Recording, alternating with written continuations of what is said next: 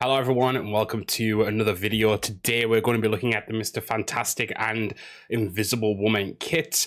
And you guys have seen these videos, I know you have. If you're interested in Marvel Rivals at all, you've already seen these.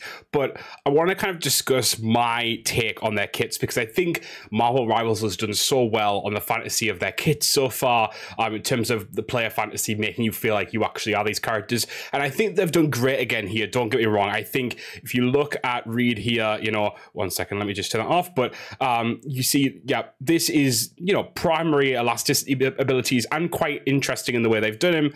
And, you know, the fact that he is a little bit more of a tanky guy, you know, being able to do stuff like knock projectiles back at people with his elasticity and jumping to people and, you know, really kind of getting in there and being a proper brawler, but somewhat Vanguard-esque with his health, etc. And even his ult as well. When you look at this here, you know, it's fun, you know, it's playing with that elasticity side of Mr. Fantastic really well. So in that way, I think they've done it great. They've kind of really followed that brief of what they've done previously. But my issue is, right, you look at this whole kit and what actually, you know, Mr. Fantastic, yes, he is the elastic superhero of Marvel, right? Miss Marvel is sort of the second one, but he is the primary one, so to speak.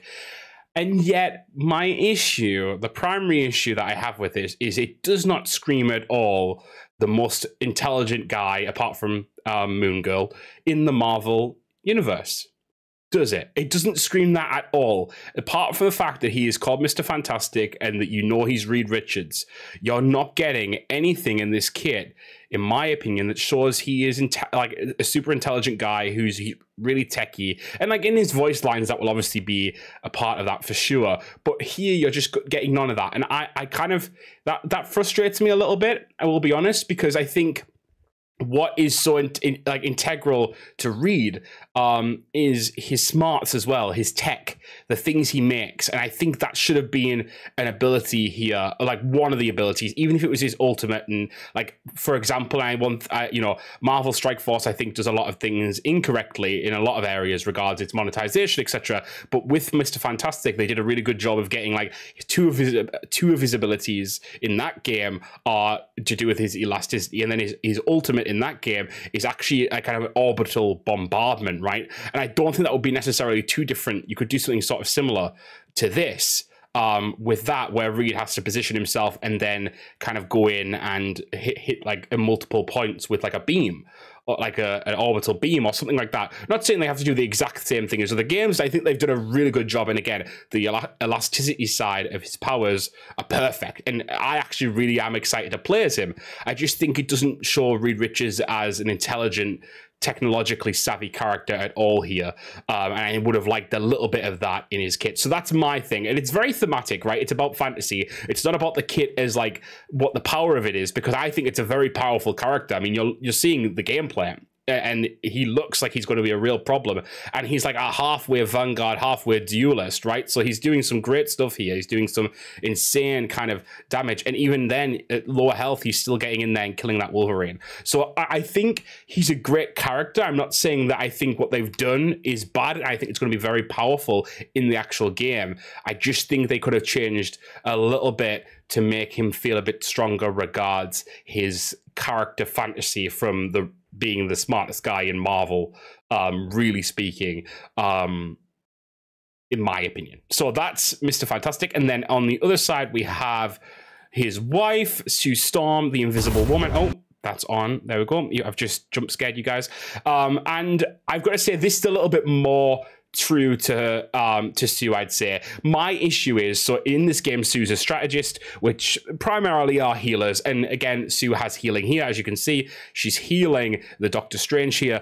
And my issue, right, so this is my issue with Sue, is that her powers are not healing based. And I understand that that's kind of being pushed out a little bit anyway, because Mantis isn't necessarily a healing based character in like the comics or even in the MCU.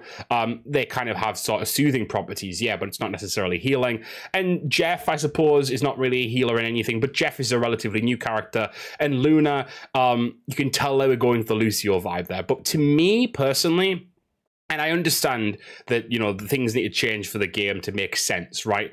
But I think Sue shouldn't have been a healer. I don't think she should have been a healer at all. I think either she should have given people actual shield on their, like, an added shield every time she hit them, at a small percentage, something akin to Rocket's, you know, his shields that he gives, and then like kind of build it up to a certain degree. Like even if you said, like, let's give it 50, and if you could keep topping it up, right, or 75, and you could keep topping it up, or whatever. But she's about shields. She's about psionic energy. She's not healing. And again, I think you could have done a way of doing it from the point of give someone a shield, and then as they get that shield, they heal at they gain a sort of passive heal. That makes a little bit more sense, because you're kind of saying, oh, I've protected you, you're healing through this. So maybe not even a shield, more like a Magneto shield, but with a regen attached to it. That could have been more interesting from the standpoint of Sue's character fantasy. Again, this is not that her kit is unpowerful, not powerful. I think going through the rest of this, she is very powerful, but I think the healing part of her kit doesn't really make sense to me as someone who looks at Sue Storm and sees someone who actually really could have been a Vanguard. And I understand they're going for a certain silhouette with the Vanguards, but we have one female Vanguard right now. Sue could have been a really good introduction to that, addition to that, sorry. And I think they kind of missed an opportunity there to make someone who's all about shields in terms of like for the team in a way a little bit different to Hulk's shield, because what they've done here with this shield is actually really cool. And I think they've like this. Sorry, 1 second. Let me go back. This for Strange here is really cool, and this as well. I would almost like it if they made this shield here into like they do something similar to this with the ult for this. But like if you want to give protection and a little bit of healing in there, that's fine, and that makes sense. The ult later on, that's exactly what kind of happens here. It's a big healing ult area, but it also makes you invisible while you're in it. Not invulnerable, but invisible. And I think that's pretty cool. I like what they've done with her in the general sense. I think actually she's more akin to what Sue Storm is overall, and you know, like there's a knockback that you see with Captain America, whereas that here, and I think that yeah, it feels very Sue Storm. You know, she's got a lot of powerful, you know, like powers, right? That's fine. Again, not the issue. I just think the healing side for Sue was a bit of a weird choice, and I would have personally wished they'd went with.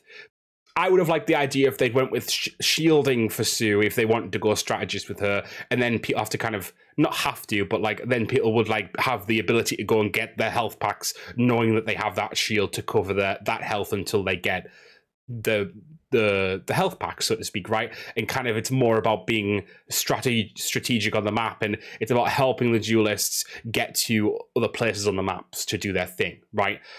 That's my opinion personally. I think they're going to be strong characters. I think they're both going to be very strong characters in the game, and you know, very clearly, right there, and they're going to be fun. And I'm really excited about the Fantastic Four. I just think compared to the other characters in the game so far, which have their fantasy kind of down to like a T, right, like down to the minutia, I feel like these guys have like one or two things that I would have personally done differently if it was me who was directing the game as regards their fantasy for their kit. But again, very much excited about what this means for the game and what this looks like, and they both look really cool, and I'm excited to see what they do with Human Torch and the Thing now. I think those two are going to be a lot easier to kind of do, because the Thing is obviously and was always going to be a Vanguard in some way or another. I personally could have seen him as a duelist as well, but I can get how, you know, typically they're going to put him up front because he is that character, right? He just is that guy.